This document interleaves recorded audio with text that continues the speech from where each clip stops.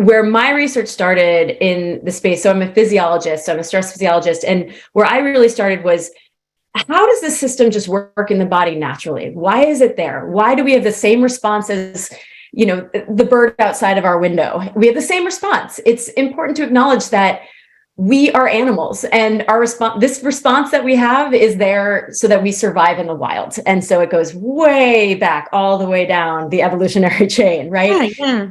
And we as modern day humans, we're not getting chased by lions. We're not going to be, most of us in this world are not getting chased by lions, but as modern humans, we have lions in our day on the day-to-day basis. Our body sees lions in so many different things. And so coming back to this, stress is a generic term. What I'm going to kind of gravitate towards as we talk is using the word stressor to describe that external perceived threat to survival, even though, again, as modern day, it's not necessarily survival, but our brain and our body is interpreting things similar. And so what is it that is in our external environment that is causing our body to physically respond to that perceived stress, that perceived stressor?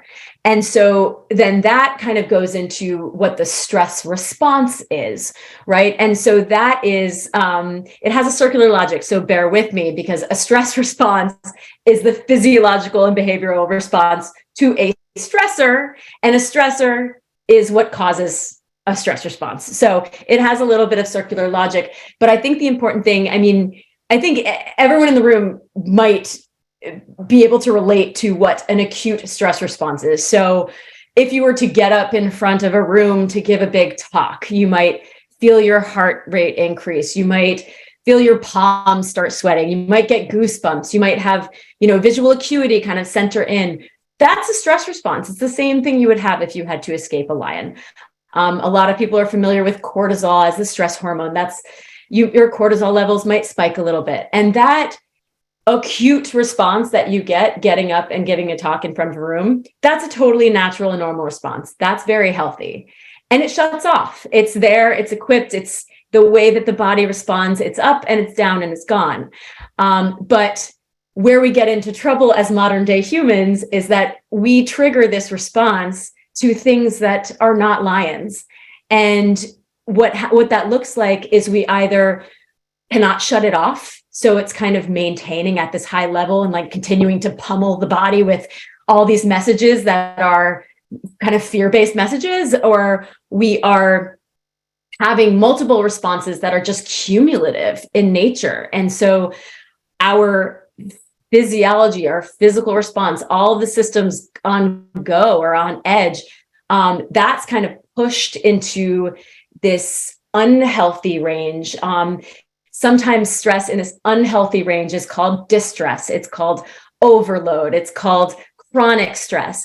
It refers to all the kind of similar things where it's just, this is when stress, again, generic term stress, becomes problematic. And so this is when you do see these stress-related illnesses. And, we'll come back to this. Obviously, mental health is a big one that is associated with stress. But, the stress response going all the way back to our evolutionary, like all the way back to our ancestors, it's very healthy to send warning signals to get all systems across the body to go. So stress is linked to metabolism. It's linked to the immune system. It's linked to, cardiovascular system. Every system in the body is connected. And that's why stress-related illness is also showing up in cardiovascular health, in immune health, in metabolic health, and especially in mental health. What sparked the uptick, Molly, in people stopping and saying, this feels real and this feels very dangerous for new mothers? What sparked that, you think? Well, first, I want to say I'm glad there's an uptick because it's nothing new. I could go down the patriarchy route, but I'll put this aside. I think, women's health and women's mental health in general has been neglected for years. Maternal health in general has been neglected for years. A lot of research and funding, honestly, has focused on babies and baby outcomes and kind of ignored research specifically around mothers. And so again, I could I could rant about that for a long time, but I'll come back. I think what you're seeing now, I'm hoping, is this big wake up, because we are in the midst of a growing maternal mortality crisis, and maternal mental health disorders actually underlie a vast majority of maternal deaths in this country and near deaths in this country.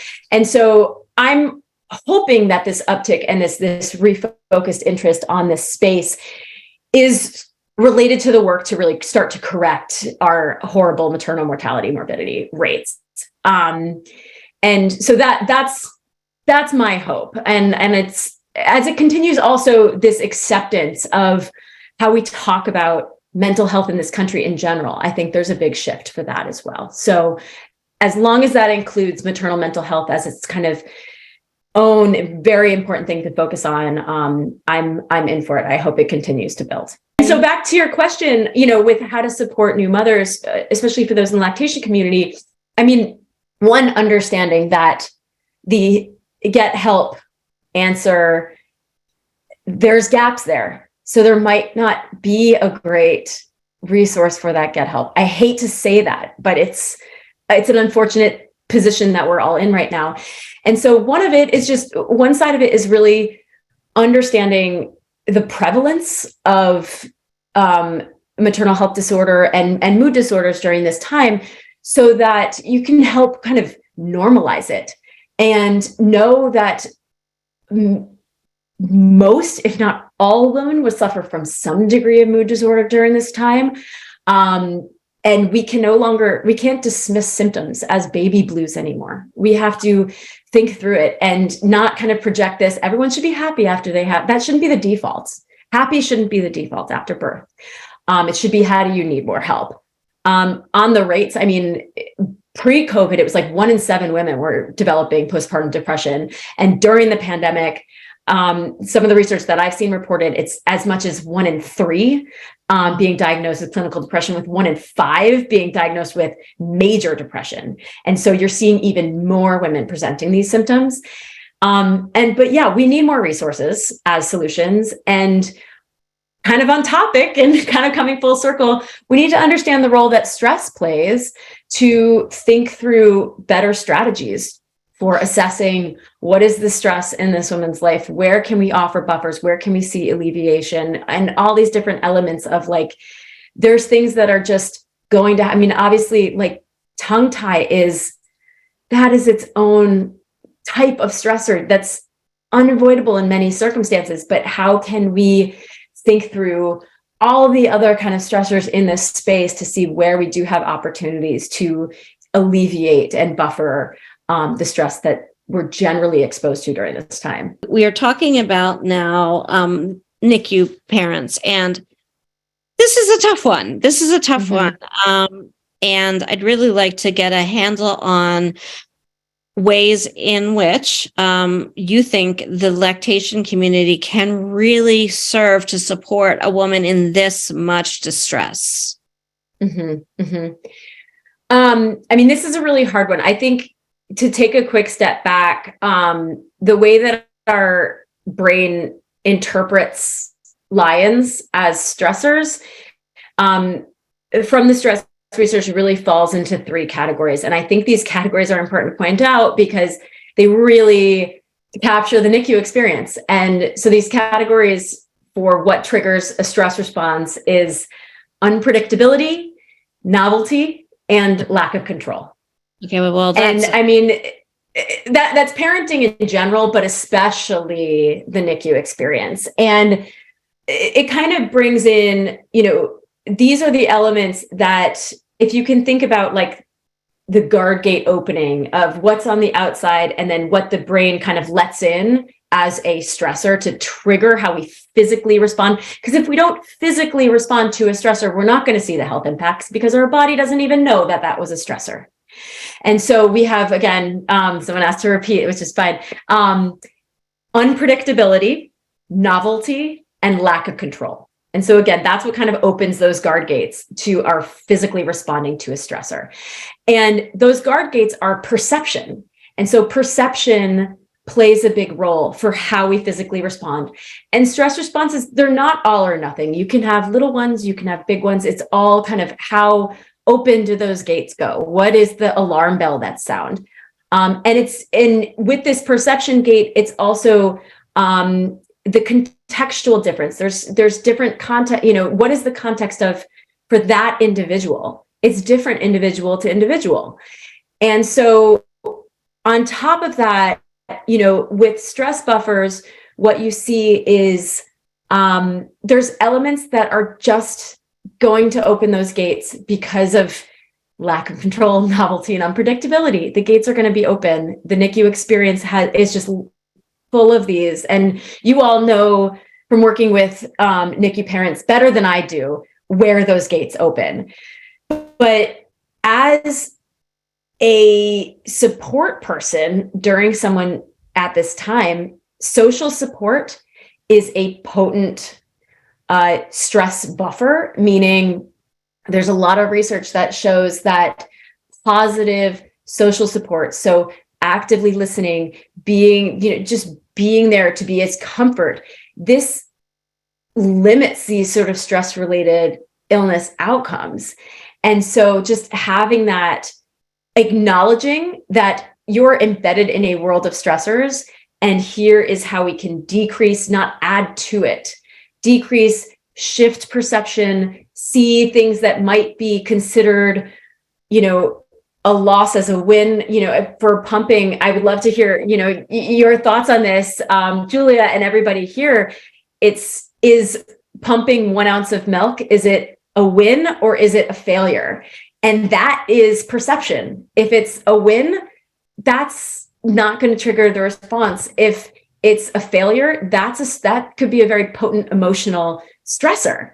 And so kind of changing the perception on things. And that's great. There you go, Louisa. It's always a win. It's almost like how do you play a role in short circuiting the stress response in response to just this really hard place that they're in? How a lactation support individual could help help a woman to manage that. Yeah. I mean, I think of mental labor load as it kind of breaks into two parts too. It's cognitive labor load, which is really like the logistics, which you can imagine pumping and breastfeeding, like that. Logistics of all of that falls very heavily on the lactating parent. It's hard to distribute that load. In the case of breastfeeding and pumping. And then there's also the emotional labor load, which also falls predominantly on the lactating parent, because if you even wrap this into back to work, like the emotions that you're feeling sitting with your pump when you're away from your baby, that's just, however long it takes you to pump, 15, 20 plus minutes, where you're just feeling like everybody has a different emotion to that. I know I felt like a cow and missed my baby. So it's tricky, right? And so I think with these two elements, I mean, one of it's kind of this running mental checklist. And it tends to be very gendered. So even in households that feel relatively balanced, if you really dug into who is taking on the bulk of the mental labor load as a parent, it usually falls on the mother or the birth parent, the lactating parent, because in this time of life, they're the closest to the baby. And then, of course, it's kind of sets up a trajectory, which is a frustrating thing to kind of, how do we change that? But it sets up this trajectory that, because you're trained to kind of take on this load related to caring for the baby, caring for the toddler, caring for the child, like it just follows. And that's why it stays very gendered, or it stays very heavily on the birth parent, the lactating parent, because you've kind of already set up that trajectory. And the mental labor load, I think, is the one that actually doesn't get enough credit as a stressor, but it is, because it has that feeling of need to have control. If something pops up, if you get the call from school, if you forgot to schedule that dentist appointment and that pops into your head in the middle of the night or in the middle of the workday, that could set off, you could respond to that as a stressor. That could be a lion.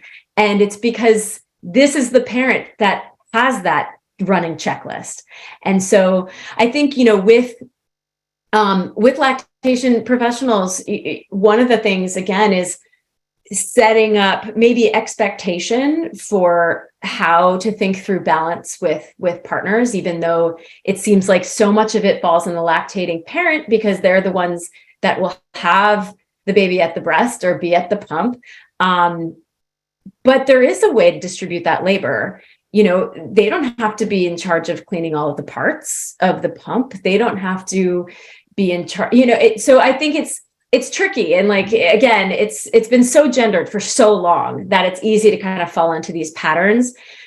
But I think really evaluating what are the things that are mental load related, emotional, cognitive labor load related that actually have to fall on the lactating parent, and what can be distributed further. And even with mental labor load, this, again, like I said, it ties back to back to work and what we talked about with the Pump Act. Part of the labor load is figuring out the logistics of going back to work and pumping. So do I have pumping space? How often can I take a break? How do I put this in my calendar? How do I talk to my employer about this? How do I face discrimination because of this? How do I get over the fear of discrimination for this?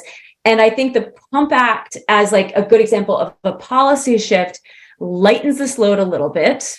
We'll see how it does in individual circumstances, but that is a big lift. That is part of relieving this mental labor load and having those resources available for, here is a sheet of paper that says how to have the conversation about setting up lactation space. Just pass this to your employer. It's law now. Here's what they need to do. You don't even have to have the conversation. It's a law. And knowing that's a big labor load lift, as an example. The reality of that, and then the role a person can play with their patients around that. Yeah, I mean, sleep and sleep deprivation. It's a vicious cycle, because I always think of this as the stress begets stress loop. Because on one hand, sleep is one of the prescribed stress management tools. And of course, if you have a newborn, you're like, well, really? That's not an option, And so it's not an easy solution to manage your stress by sleeping more. No, just take that off the table. That's not a thing. And I almost think of sleep as you have to see solutions that extend beyond the mother just finding a way to get more sleep for herself. I think the other thing with stress and stress management recommendations are that they center in on the individual, and they make you figure it out. And it's your fault if you're not sleeping. You're like, that's not helpful, because I'm only going to be more stressed if I'm not sleeping, and I'm not sleeping because I'm stressed and because I have an infant. And again, it's a vicious cycle. And so where I think about it is, it kind of goes back to the mental labor load. It is also like a gender equity at home. It's how do you ask for support when you need it? What should keenly fall on the mother or on the lactating parent? Yes, you're the only one that can feed the baby from the breast. Okay, got that. You're not the only one who can soothe the baby back to sleep. You can have a partner do that. If you are privileged enough to have the money to afford a night nurse, that's another support mechanism.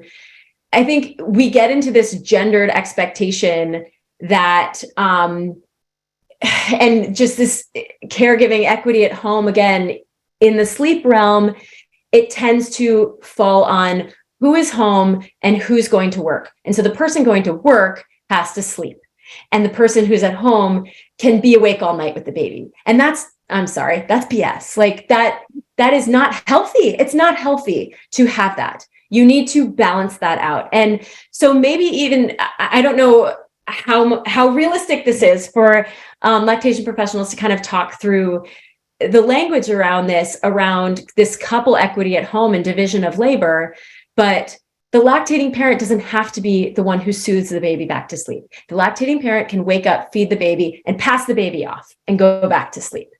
And there's other ways to think about it, but I think it kind of comes back to, how do we solve this in a way that's not just get more sleep? How do we get more creative around what sleep can look like? How do we divide labor up? How do we really prioritize the mother's health, knowing that her sleep is very important and we need other people to help protect it, not just her. So that sleep is just such a tricky one, but I think the solution has to fall in like distribution of it. Let's do hard strategies on solutions. Okay. I'll do my best. Keep it tight. Well, I think Donna and Tiana, like combining Donna and Tiana's comments, I think are important, because I think what COVID did was it created this really hard natural experiment where it's like, when you remove social systems, what happens? Remove social networks and social support, what happens? And of course, like on top of it, global stress and trauma, but you did see these rates. And I think a lot of it has to do with the removal of social support. And there's such value in this social support in combating stress. Like you pointed out, I mean, there's a depth of research that shows how social positive, like that's the important thing. Positive social interactions have the exact opposite, as you can expect, exact opposite effect as negative social interactions. And positive social interactions are that feeling of being cared for and being listened to. Those show positive health outcomes. And what we've talked about, Julia, is that, as a lactation professional, you all are really the person who is closest to the new mother's body. She's not going to see her OBGYN that much. That's sad, but it's true. And so there's very limited clinician support at this time. So she doesn't have that kind of go-to healthcare professional to express fears and find that support, find that feeling cared for, find that feeling listened to. That's you. It really is. And then something we also talked about was, this value of small victories. It sounds like everybody has this adapted in their practice. That's huge. I think seeing that really as part of her health journey, that's really valuable to have these small victories, celebrate these small victories, because perception is everything when it comes to how the brain interprets stress. So you're essentially short-circuiting a stress response, and you can see it that way.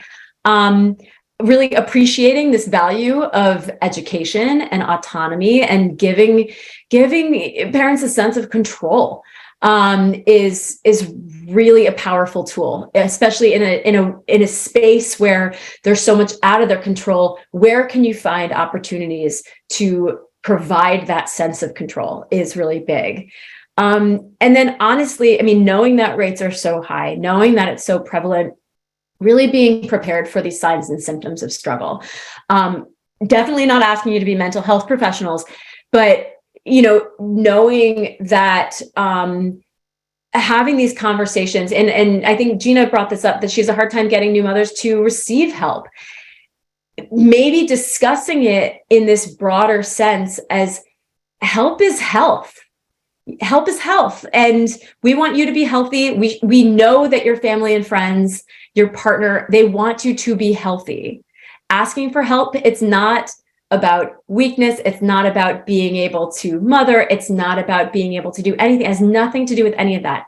It is purely about relieving the stressors that you are exposed to in this time of life as preventive care. We want you to be as healthy as possible.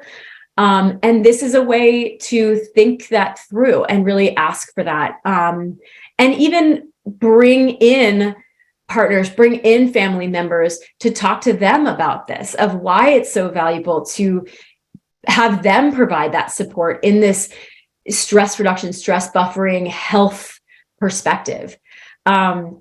I think one of the interesting things to just leave you all to, in terms of the normalization and the awareness that women are going to be struggling at this time, and that's normal, is that most of I think I mentioned this before, this stat, I don't know if I did actually, there's a study that showed that half of postpartum depression cases go undiagnosed purely because the mothers don't want to talk about it with their family members.